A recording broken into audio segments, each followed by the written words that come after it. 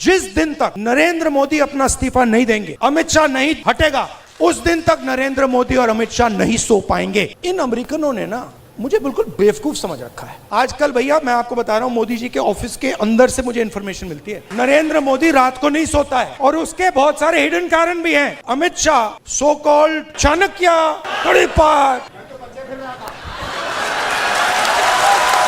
एक चीज पूछ सकता हूँ? हाँ, मिलनी समझ के तो नहीं पकड़ा था। और मैं आपको बता रहा हूं, नरेंद्र मोदी को 2 मिनट में लपेट लिया। आपने कभी सोचा है कि प्रधानमंत्री प्रेस कॉन्फ्रेंस क्यों नहीं करते हैं? If you look at what was happening at Jantar Mantar, students want to express themselves. They are in pain and they want to express themselves, and the government says no. We are going to create order in Jantar Mantar. You cannot express yourselves. Today, a lady came to me whose daughter has been raped and killed in Uttarakhand 4 years ago. She's crying, she's trying to express herself, and the system says, sorry, we're not going to allow you to express yourself because it will create disorder if you express yourself. So, their job and their political philosophy is to impose an order on India, and an order that benefits them and certain other people. And our job is to make India express itself and break that order. It's not complicated. I'll show you. Sandeep, can you give me an order?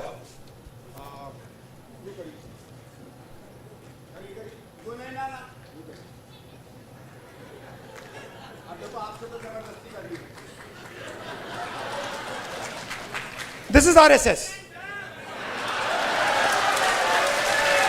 This is रचनात्मक कांग्रेस। एक और order दो भाई, हाथ मिलाने का order दे दो। चलो सिंपल कर देते हैं, फ्रेंडली जेस्चर, हाथ मिलाने का ऑर्डर कर देते हैं। हाथ मिलाने का ऑर्डर दो। Our job is very simple and we can drive them crazy. इनको हम मतलब पागल कर देंगे।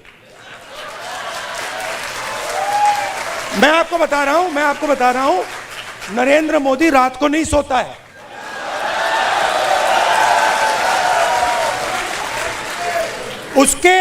उसके अलग अलग कारण है।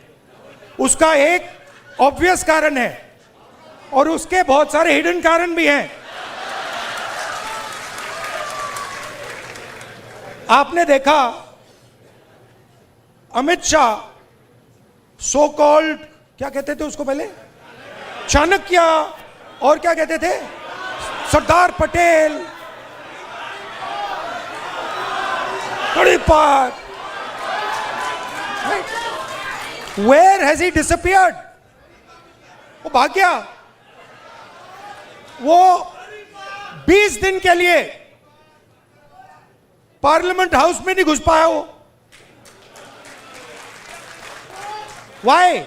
Because for the first time they are feeling India's expression. और अब इनको बात समझ आ गई है कि अब ये देश अपने आप को एक्सप्रेस करने से नहीं रुकने देगा। ये चल रहा है गया, और आपको अपना छोटा सा मतलब आरएसएस का ऑर्डर क्रिएट करना है, क्रिएट कर दो, उठा के तोड़ के फेंक देगा ये। उसका एक तरीका है, मोहब्बत की दुकान है। वही बेसिकली वही कह रहा हूं। वो कह रहे हैं, देखिए आइए संदीप, से फिर से आपको डिस्टर्ब करता हूं। अब आप मुझे एक ऑर्डर दीजिए। हाँ, नहीं आप एक ऑर्डर दे, एक ऑर्डर दे दीजिए मुझे, कोई भी ऑर्डर। ये क्यों किया मैंने, एक ही कारण है, क्योंकि मैं डर गया। अगर मैं ऑर्डर से डर गया, ऑर्डर देने वाले से डर गया, तो मैं अपने एक्सप्रेशन को बंद कर दूंगा। अगर नहीं डरा, क्यों मैं बंद नहीं करूंगा। मैं अंदर अपने एक्सप्रेशन को मतलब अंदर से गाली दूंगा कि भैया मुझे मतलब ये अच्छा नहीं लग रहा है, but that is an expression of fear, that is cowardice. And frankly, I must tell you, a lot of people in India, And this is something that has disturbed me. A lot of people in India have been behaving like cowards. So many people. They've been behaving like cowards against this cowardly force. Now I can understand if you are fighting the British Empire and suddenly you say, I'm feeling a bit scared. But you're fighting a bunch of jokers. How can you feel scared? Please understand, you're literally fighting a bunch of jokers, clowns, right? Who have no idea about our philosophy, no idea about our history, right? They're a bunch of clowns. Now, I couldn't say this. I can naturally say this about my friends in the RSS. It's obvious to me. In fact, it's obvious to most people that these people have no understanding of India. Right? Why? Because somebody who cannot connect with India as it is today cannot understand India. To understand India, you can't understand India 3,000 years ago. You have to understand it today, right now. And to understand it today, the only way to understand it today is if you understand its expression. These people, please watch them. Please watch them. I'll show you. Bhaiya, 3-4 of you come here.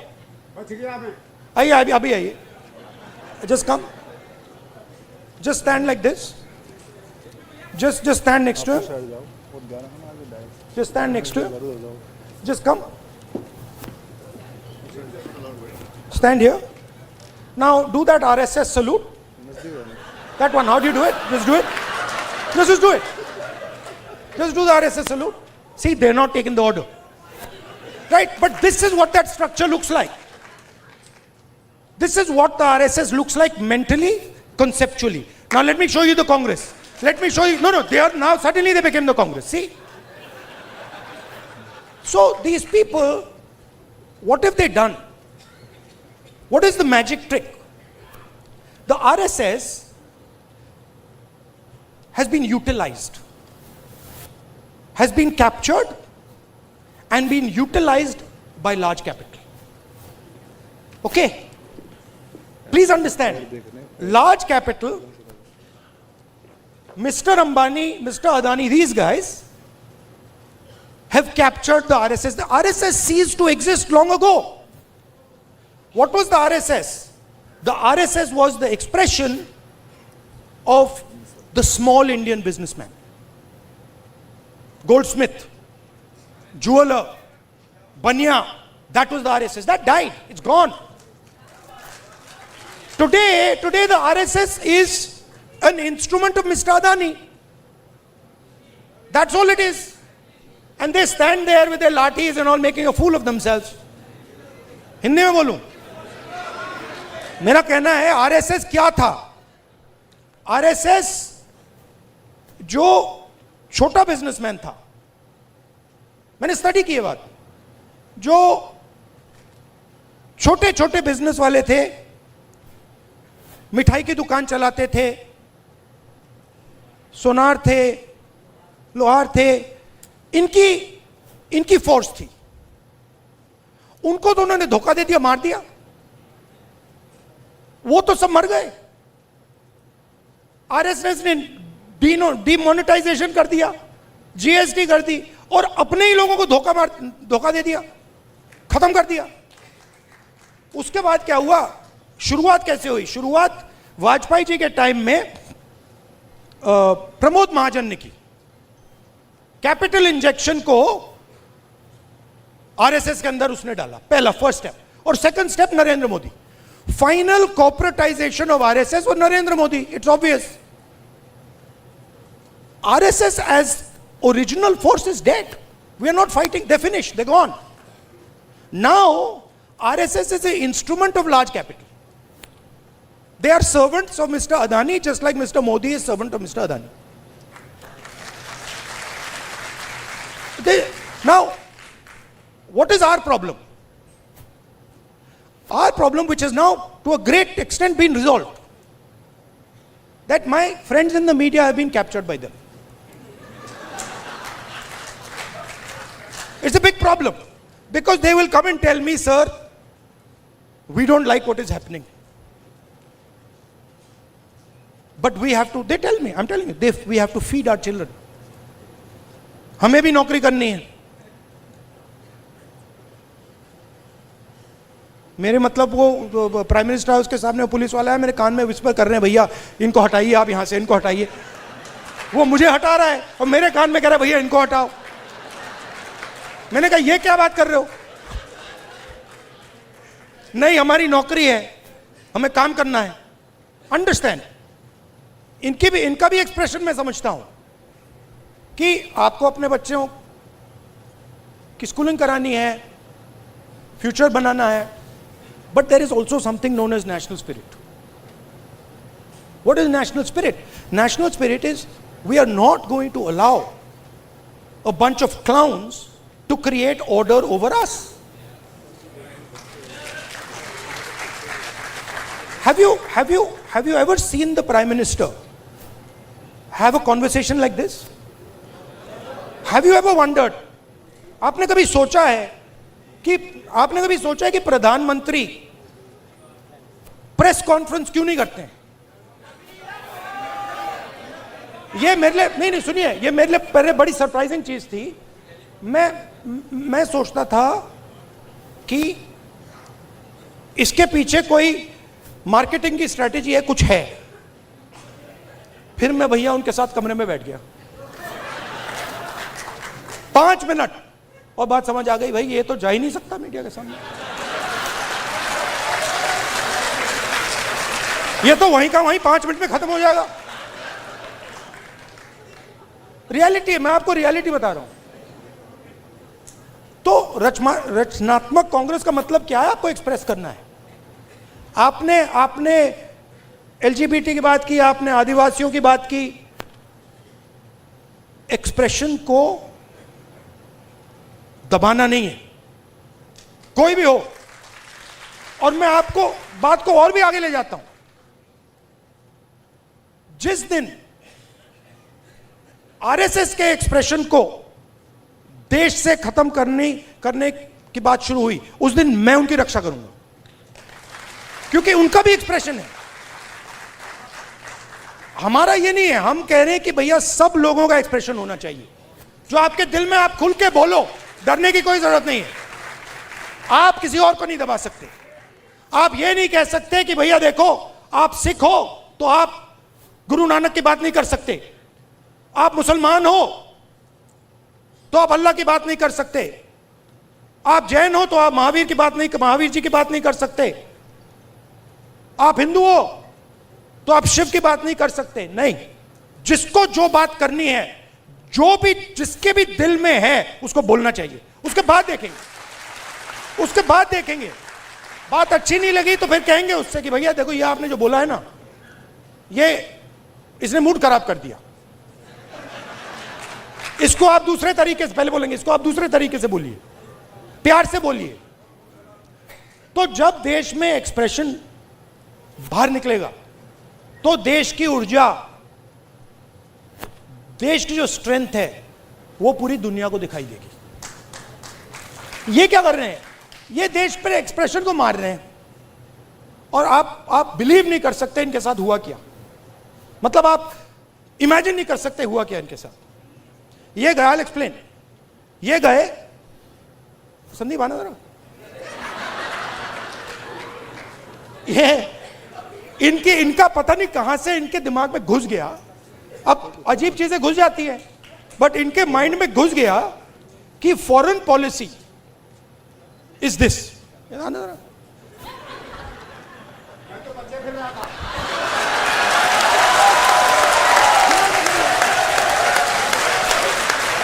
अब पता नहीं किसने डाला, कहां से घुसा कि भाई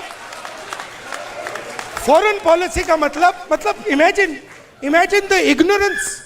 फॉरेन पॉलिसी. एक चीज पूछ सकता हूं? हाँ. मिलनी समझ के तो नहीं पकड़ा था? I have not reached there yet. But पता नहीं कहां से घुस गया कि फॉरेन पॉलिसी का मतलब नेताओं से गले लगना। मैं छोटा था, मैं आपको पता नहीं अंदर की बात है, बोलनी चाहिए नहीं बोलनी चाहिए, मां गुस्सा हो जाएंगी शायद, बट ठीक है मैं बोल देता हूं, फिर आप संभालना उनको। तो मैं छोटा था, हम अमेरिका गए, एक्सप्रेशन की बात हो रही है तो कह देता हूं, हम अमेरिका गए। मैं आपको ये इस बात इसलिए बता रहा हूं कि लीडर क्या होता है, मैं ये समझाने की कोशिश कर रहा हूं। तो हम अमेरिका गए, मैं 12 साल का था, प्रियंका, मैं, मेरी मां, दादी प्राइम मिनिस्टर थी। गले मिलने की बात हो रही है ना। तो स्टेट डिनर था, ऑफिशियल डिनर था। तो दादी और मां ऑफिशियल डिनर पे गए, हम बच्चे थे तो हमें मतलब छोड़ दिया घर, हम खेल रहे थे। 2-3 घंटे बाद दादी वापस आई और दादी कहती हैं कि सोनिया, इन अमेरिकनों ने ना मुझे बिल्कुल बेवकूफ समझ रखा है। तो मां कहती है, मां दादी को मम्मी कहती थी, तो मां कहती है मम्मी वाई। और मेरी दादी कहती है तुमने नोटिस नहीं किया कि जिस रंग की मेरी साड़ी थी उसी रंग का ड्रेस नैन्सी रेगन पहनी थी। मतलब आप अपने दोस्त के घर नहीं जा रहे हो, इस काम में हिंदुस्तान का प्राइम मिनिस्टर दोस्ती नहीं करता है, उसको दोस्ती से कोई इंटरेस्ट नहीं है, उसको अपने देश की रक्षा करने का काम करता है। अब इनके दिमाग में पता नहीं कहां से घुस गया कि ये मेरे दोस्त हैं। वो गले लगने लग गए, थोड़ी देर बाद हो जाता है कि भैया ये मेरा दोस्त है, गले लग लिए 3 बार, दोस्त होगा। वो पीछे से पकड़ लिया उन्होंने, हाँ वो 2 मिनट में, देखो ये सोच रहे कि मेरे बड़े फ्रेंड हैं, है ना, ये सोचे मेरे बड़े फ्रेंड हैं, ये मैं अपने आप को इनका फ्रेंड नहीं मानता हूं, तो ये आ रहे गले मिलने, मैं आ रहा हूं गला पकड़ने। और मैं आपको बता रहा हूं नरेंद्र मोदी को 2 मिनट में लपेट लिया। अब इमेजिन हुआ क्या, इमेजिन हुआ क्या, एक साइड ईरान में युद्ध होता है,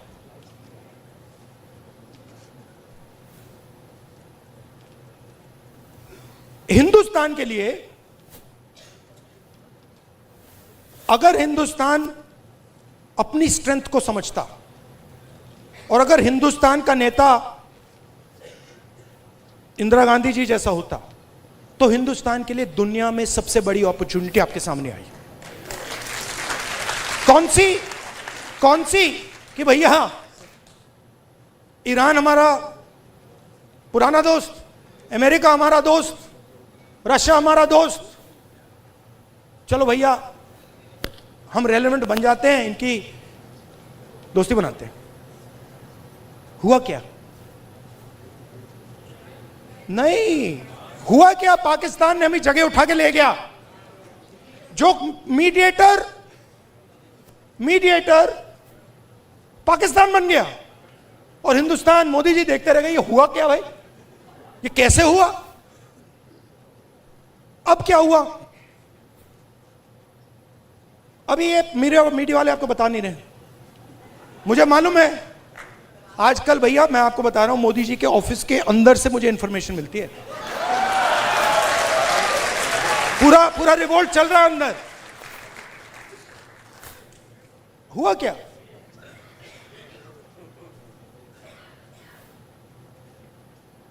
हमारी पेट्रोलिंग एरिया में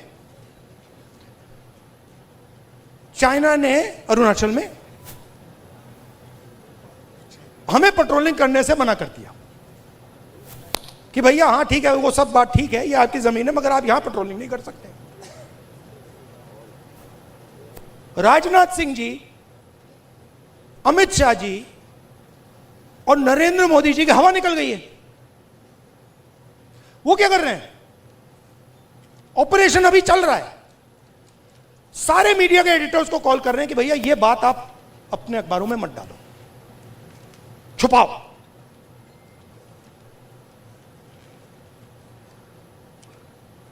सीधा बिना सोचे समझे देश का नुकसान कर रहे हैं। मैंने देखा, नहीं मैंने अपनी आंखों से देखा, गलवान के बाद प्रधानमंत्री आए, जूम कॉल थी, प्रधानमंत्री कहते हैं हिंदुस्तान की जमीन का 1 इंच चाइना ने नहीं लिया।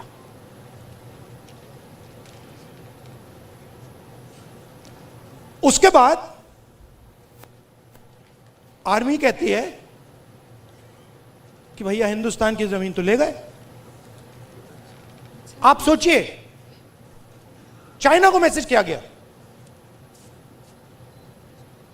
चाइना के नेगोशिएटर्स ने हमारे नेगोशिएटर से कहा कि आप क्या बकवास कर रहे हो, आपके प्रधानमंत्री ने बोला हमारी आपकी जमीन नहीं गई। फैक्ट बोल रहा हूं आपको। आर्मी कह रही है कि भैया हमारी जमीन गई, चाइना का नेगोशिएटर कह क्या बकवास कर रहे हो, तुम्हारा तो प्रधानमंत्री कह रहा है नहीं गई है, जाके उनसे बात करो। तो इन्होंने इंटरनली देश को खत्म कर दिया है, फॉरेन पॉलिसी उड़ा दी है, और सारा का सारा काम अपना जो पॉलिटिकल स्ट्रक्चर है उसको फाइनेंस करने के लिए, अदानी जी का पैसा लेने के लिए ये उन्होंने किया है। अब ठीक है, पहले क्या था, मूड खराब था, आप लोगों में भी मूड खराब था। मेरे पास लोग आते थे, भैया ये कब होगा, कब खत्म होगा, कब खत्म होगा, इसमें तो 10 साल लग जाएंगे। अब तो नहीं बिलीव करते ना, है ना? अब तो हो गया ना। हाँ। क्योंकि अब कांग्रेस पार्टी, ऑपोजिशन, सबका एक्सप्रेशन चालू है, अब नहीं रुकने वाला। वो क्या, हाँ, thank you, tata, goodbye. और मैं आपको बता रहा हूं, आप लिख लो, जिस दिन तक नरेंद्र मोदी अपना इस्तीफा नहीं देंगे, अमित शाह नहीं हटेगा, उस दिन तक नरेंद्र मोदी और अमित शाह नहीं सो पाएंगे। उनको हम जगा के रखेंगे, पूरी रात जगा के रखेंगे, जब तक वो कोलैप्स करके कहें कि भैया ये हमारी बस की नहीं है, माफ करो, छोड़ दो हमें। और बिना नफरत के, बिना हिंसा के, बिना नफरत के हम हमारी देश की संस्कृति, हमारे देश के कल्चर की लड़ाई लड़ रहे हैं। हमारा देश नफरत का नहीं है, मोहब्बत का है, प्यार का है, भाईचारे का है, अहिंसा का है। ये हम प्रूव करके दिखा देंगे सबको। अब आप सबको, जब आपको ऑर्डर मिले ऊपर से, अच्छा लास्ट बात बताता हूं, ये मैं बात समझा कब, ये ऑर्डर वाली। मैं एक दिन लोकसभा में ना, एक तो प्राइम मिनिस्टर का साइड होता है और एक ऑपोजिशन का होता है, तो एक दिन पता नहीं क्यों मैं उस साइड से जा रहा था ऊपर की ओर, तो वो बैठे हुए थे वहां पे। तो जब मैं वहां से निकला, वो मेरी ओर देख रहे थे सारे के सारे बीजेपी वाले। मैं थोड़ा उनके जानबूझ के थोड़ा ऐसे पास जा रहा था, और मैं, वो घूर घूर के देख रहे थे, मैं भी घूर घूर के वापस देख रहा था। तो एक बीजेपी के सांसद ने पता है क्या बोला, मैं सुन लिया, वो मेरे लिए एक्चुअली था नहीं, मगर मेरे कान में घुस गया वो। क्योंकि ओपोनेंट, मतलब ओपोनेंट गुरु होता है हमारे सिस्टम में, हमारी फिलोसॉफिकल सिस्टम में ओपोनेंट गुरु होता है, वो दुश्मन नहीं होता, वो हमें सिखाता है। और उससे हम नफरत नहीं करते हैं, उससे हम प्यार करते हैं, बट हम उसको समझाना चाहते हैं यार तू गलत रास्ते पे चला गया है, प्यार से। तो उसने क्या कहा, उसने कहा पता है, ये जो है ना, मेरे बारे में बोला, ये जो है ना, अपने कॉलीग से बोला, ये जो है ना प्रॉब्लम पता है क्या है? वो बोलता है क्या है? कहता है ये, फिर उसने थोड़ा गंदा शब्द यूज किया, वो मैं नहीं यूज करूंगा, से, ये किसी खांचे नहीं, ये किसी भी खांचे में नहीं घुसता है, इसको ये कहीं भी नहीं फिट आता है, ये कहीं भी घुस जाता है, अपना करता रहता है। हां, मैं और हम सब किसी खांचे में नहीं घुसने वाले लोग। हमारे पास हजारों खांचे हैं। देखिए मैं आपको बताता हूं, आप सिख हैं, ठीक है, पहला खांचा। दूसरा खांचा, आप बॉलीवुड स्टार जैसे हैं लुक में, दूसरा खांचा। तीसरा खांचा, आप भाई हैं, राइट। चौथा खांचा, आप स्पोर्ट्समैन हो, राइट। हम सबके पास हजारों खांचे हैं, जो चूज करना कर लो, किसी एक खांचे में नहीं फंसना। Love you all, thank you very much, keep fighting.